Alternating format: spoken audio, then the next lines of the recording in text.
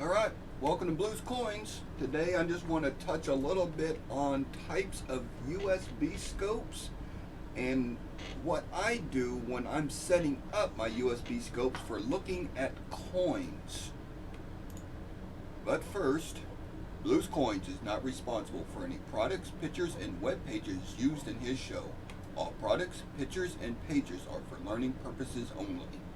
This show is not intended for minors under the age of 13. No personal information will be collected or stored.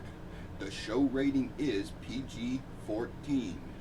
And as always, it's never easy being cheesy. Alright, there we go. Look at there. There's a little picture up there. Alright. And let's go over to the overhead. Now let's go over here to this web pages first. And this is just Amazon. And there's all different types of scopes that you could get. My first scope I got was a 50 to 500 times.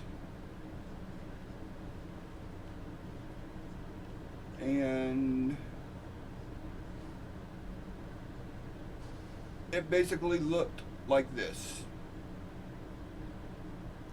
And it wasn't 3 months that I figured out that I needed something to go with 1,000 times. So I got a scope that kind of looks like this one right here.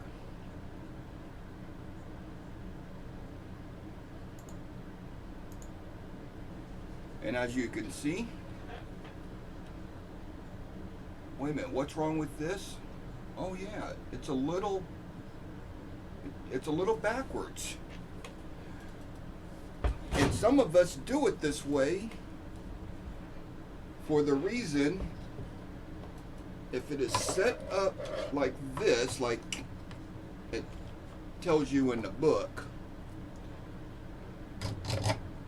it only goes that high and that's it.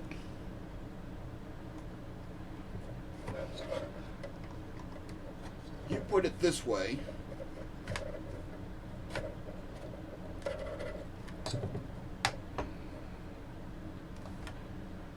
now I still got the height from the base up to here, but now I could put this platform on something and it brings it up. Now I got an additional 3 inches below this scope. And I do it that way for a purpose. One is, see, if I go here, was it? No, not that. Nope, not, oh my goodness, where? Did this picture? That, no. Where'd my picture go?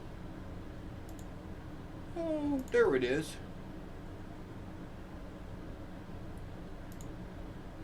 When I have the scope up on some type of block, then I could take a full picture of the coin from underneath. I will put the coin on a little piece of paper. I could bring the scope all the way up, and then I get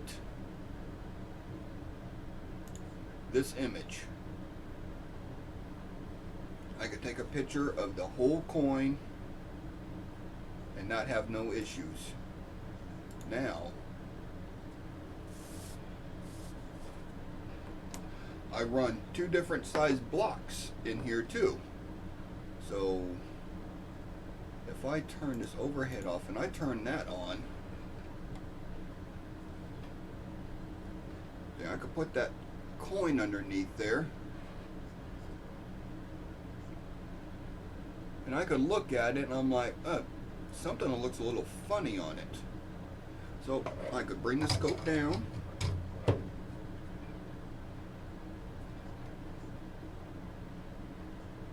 and do some more focusing, and I could get a better look at what I'm looking at. Or I like leaving that scope up a little bit and I change my platform.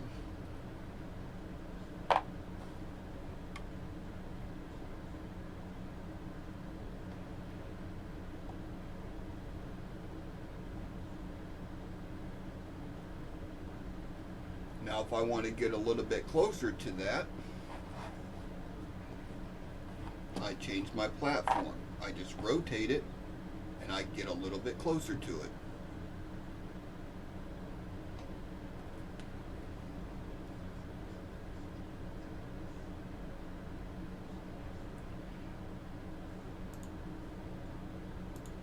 And all I did is I just took some 2x6s and I cut them, they're 5x6.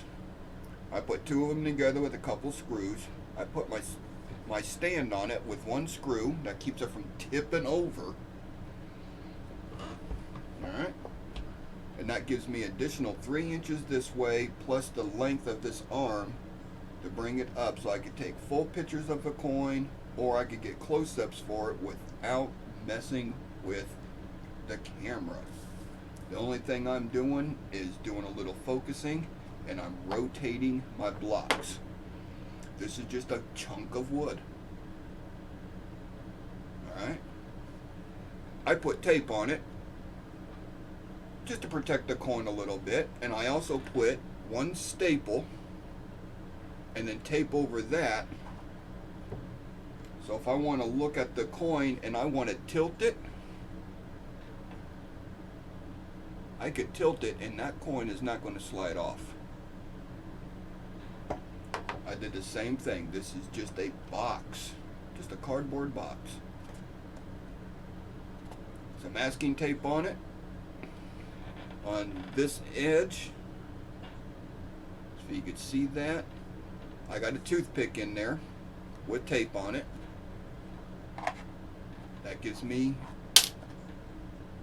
well, okay, that didn't work out very well. See. Now I could tilt that.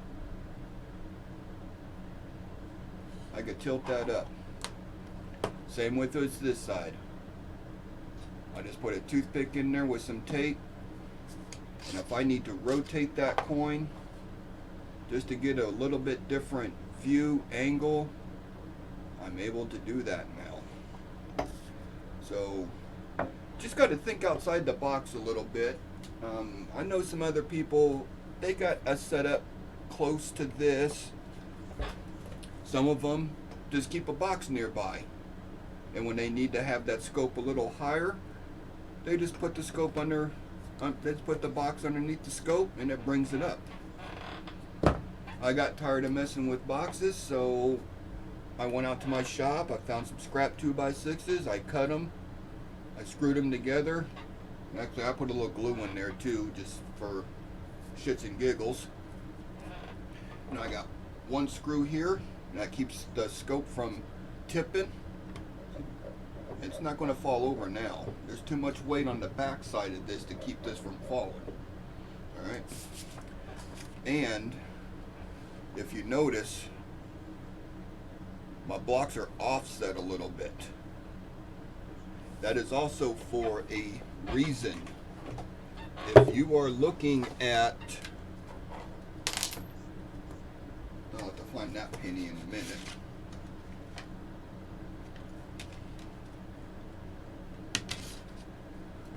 Let me bring this up. Let me turn that camera back on. Let me do a little focus here. All right. Now stay. I'm looking at this Kennedy. Woo. And now I could go all the way over here to the quarter. And you can see it offsets it. If it was just flat there, I wouldn't be able to get too far underneath. So now I could go all the way back to this back edge. I could move this around. I get different angles on it. Because sometimes you need to rotate whatever you're looking at. So that gives me a little bit extra room going back and forth this way. So This system seems to work out real good for me. I've been real happy with it. I've done some testing on it. I wanted to make sure it was right before I did any type of video and shared the knowledge, because I didn't want to share something that might not work. And this might not work for you. It works for me. But now I got 3 platforms. Bring this up. I get a whole picture of the coin. I can use this one. That gives me a good view of the coin. About 3/4 of it. Little ledge. I could rotate that coin.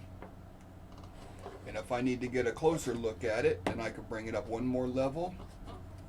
Or I could bring it up another level. And then I don't have to keep playing with this. The only thing I have to do is just do a little focusing. So, but that's what I got. That's what I use. I hope it's helpful. I hope you all get some type of information off of this to make your coin viewing a little easier. And that's all I got. So I appreciate y'all. If you like what you hear, give me a thumbs up. If not, thumbs down. It don't matter. It all counts towards the numbers.